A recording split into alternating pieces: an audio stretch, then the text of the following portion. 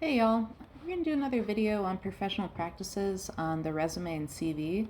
So in the senior sim folder, there's an example of several resumes. So there's this one, but for all of these, we're always going to be using the College Art Association's standards and guidelines for CV. So there's the curriculum vitae, that's when we say CV, that's what we're talking about.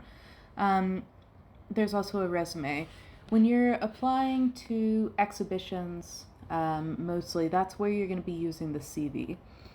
So the CV is really just sort of your artist resume. It's where it's going to have all of your professional activities. If you end up teaching, it ends up sort of getting a little bit more complicated than that. But really, this is just where you're going to put everything that you've done. So if you get lost, you can always go to CAA, so the College Art Association, and they will walk you through in great detail how to put one of these together. The basic information that you want to have on there, I'll hop back over there. You want to have your name and your contact info.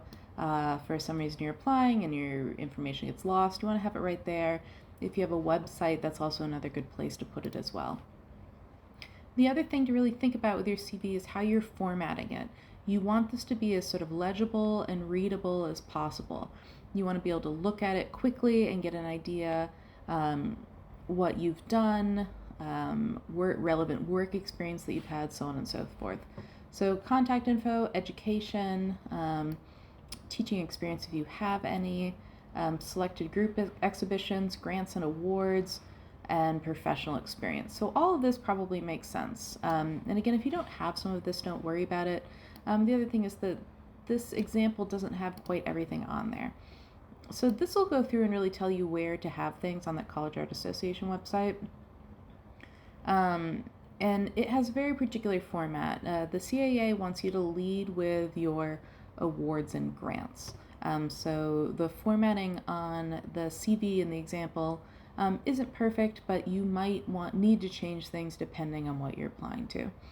So your contact info, teaching experience, if you have any. Again, this is sort of more, the College Art Association is more geared towards sort of like professors and teaching artists, but this is the standard that all people use. Grants, awards, and fellowships, and then your exhibition record. And on your exhibition record, if you don't have a ton of shows, just put them all together. If once you start having more and you have solo and two-person shows, you can divide those up with the group shows. And you always wanted to note on there if the exhibition was juried or not. So the juried exhibitions are you apply, there's a collection of folks that sort of select the work, and then they don't let everybody in. And there's also shows that are sort of like by invitation only or things like that. So this will sort of walk you through all of that. Group exhibitions, collaborative projects, commissions if applicable, bibliography, that's for once you've been doing this for a while, articles, reviews, catalogs, interviews. This will happen sort of like more often than you would think. Web publications, blah, blah, blah, blah, blah, blah, blah. Anyway, this is what I want to see. So lectures, presentations, and workshops. The workshops are sort of the ones that you've gone to. The lectures and the presentations are things that you've given, or sort of like workshops that you've given. They don't really want to know that you went to like somebody else's artist talk, but let me see what else. Okay, so that is all in there. Artist in residence, that's the other thing we talked about previously in applying for shows.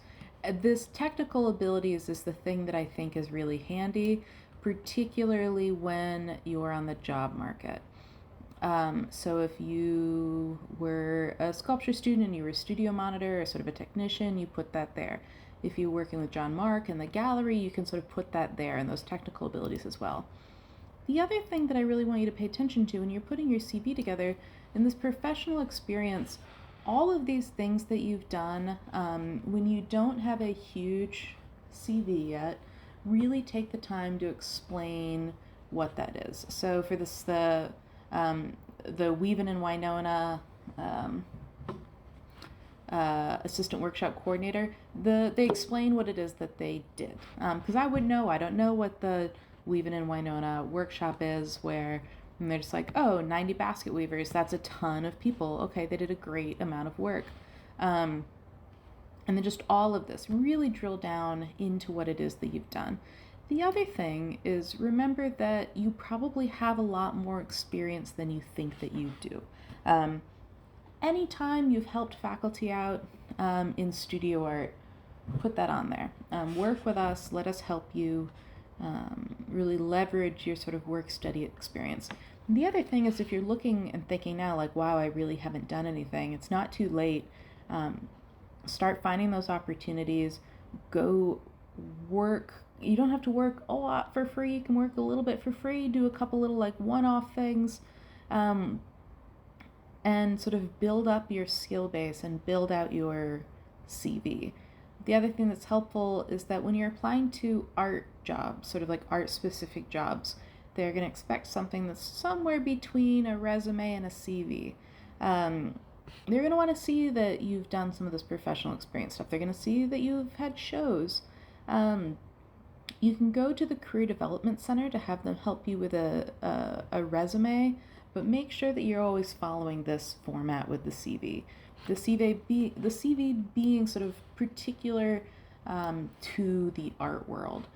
And the last thing that you want to remember, the last couple things you want to remember, make sure it's legible. This one's laid out really well. Some people get fancy, they do some more like graphic design on there.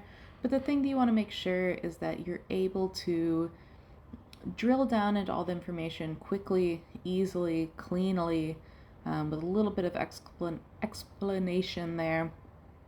And then make sure that you keep it updated. If you don't update your CV for a year at a time, it can be really hard to remember all of the amazing things that you've done. Something that I try to do in my practice is as soon as I get something, I immediately go put it into my CV. That's sort of part of my professional practices and how I keep track of everything that I'm doing. If you remember that the spreadsheet I have on all the shows I've applied to. It's the not fun part of being the artist. It's the office sort of admin work, but it's the thing that's the difference between you getting a job and not getting a job. So, all right, that's all we got.